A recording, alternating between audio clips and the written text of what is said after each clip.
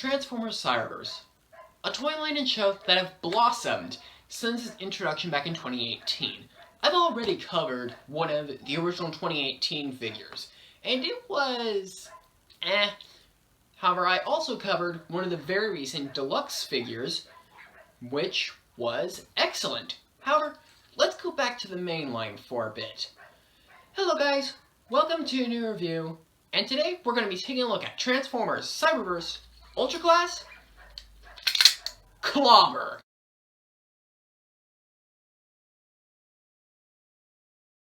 Okay, so Clobber's alt mode is not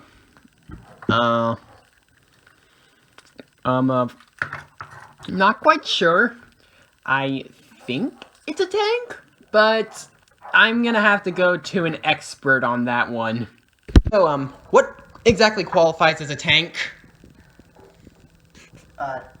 Cannon on block. Alright, so confirmed. She is a tank. So, this tank mode is, interesting. It's definitely not like any tank we have on Earth. It has wings, and, it's clearly just Clobber just sort of folded up. But, hey, it has a cannon, and it somewhat looks armored, so I guess it's a tank. But yeah, overall, it's a very odd alt mode. Clearly pushing the limits of what an alt mode can be without just being a robot doing yoga.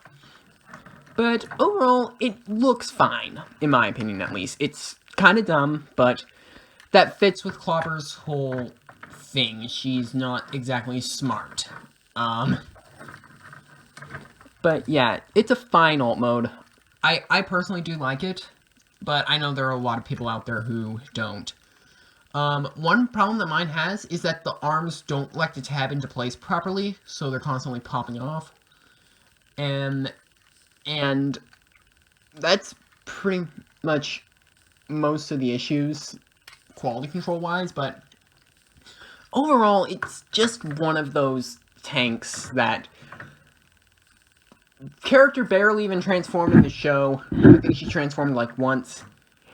So we need to just squeeze out an alt mode for her, just fold her up and slap a cannon on top. That's how a lot of these things go. However, it does have some things that sort of capture a bit of one of her predecessors, which we'll get more into in robot mode with the whole canopy section right here at the front, caution stripes, and the little wings hanging off the side, along with the fact that she's an armored death machine. On to size comparisons, I guess. Here she is with Cyberverse Deluxe Bumblebee, who I've said in my review is kind of small for a deluxe, so yeah. But they scale decently well, I guess. They don't look terrible together. They could look a lot worse, but hey, Bumblebee's small to begin with. And here she is with Jet Viacon, who is an average-sized deluxe, and yeah, she's a little bit stumpier than Jet Viacon here. And before you ask, I do have Breakdown. I just couldn't be bothered to transform him because he's so overly complex. So yeah, Clobber's vehicle mode is definitely something. But, you know, a lot of the times, sacrificed alt modes can be a lot worse, and there are other examples of this, especially in the Cyberverse line. So yeah, on to transformation.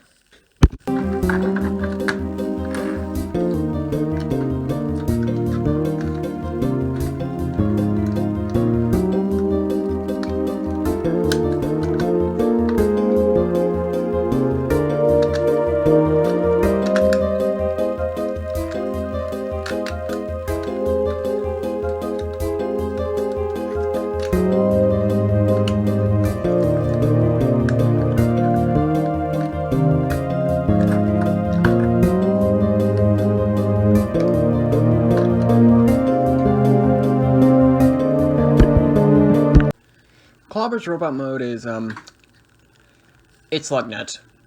That's all I can say. It's Lugnut. it undeniably is Lugnut as a female. But Lugnutness aside, Clobber's robot mode is solid. It's very solid. Overall, it looks nice. Its colors are very nice, with the nice sort of wine purple that is used. She does have some difficulty getting her into proper position, but overall, she looks pretty nice. If not a little bit too much, like you guessed it, Lugnut. Head is odd, once again, Lugnut, but it's basically unpainted, and aside from the eye, and is sunken into her chest for some reason. So therefore, no head movement. Speaking of movement, her articulation is passable. She has ball-jointed shoulders, swivel at the shoulder, bend at the elbow. Oops, that wasn't supposed to happen. Sorry about that. Bend at the elbow, swivel at the wrist, ball-jointed hips, bend at the knee, and that's it. No waist articulation, no foot pivot, but this is a Cyberverse figure. What do you expect? Now the main draw with her is, of course, like most Cyberverse figures, her gimmick. So, you take her little cannon right here. You plug it into her back. I removed it first in vehicle mode, so I didn't activate it then. So basically, you pull it. Bam, armor. Yep.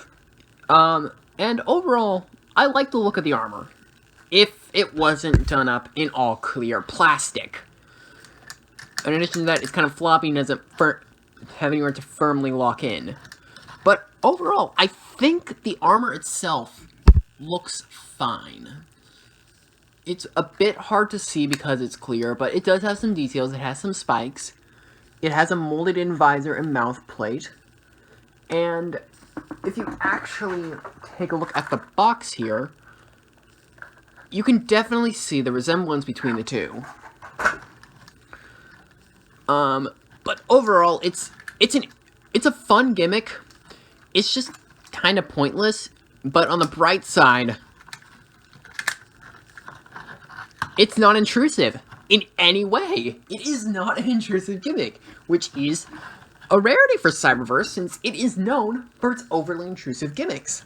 So she ranks alongside Wreck and Ruin as one of the...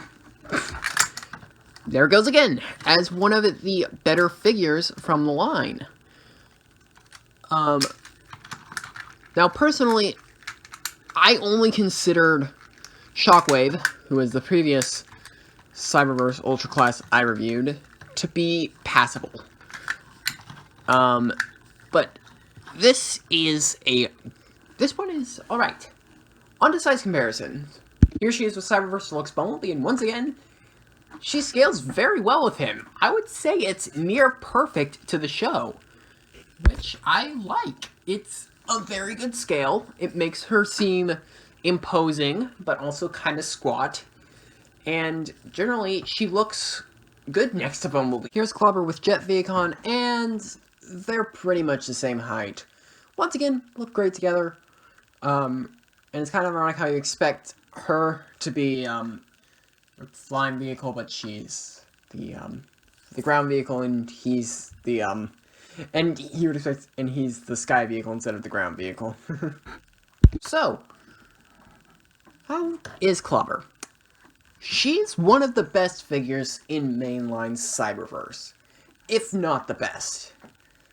She's solid, her transformation is good, she looks great, her gimmick is unintrusive, her articulation is fine, and they don't try to do anything spectacular or overly ambitious like some Cyberverse figures do.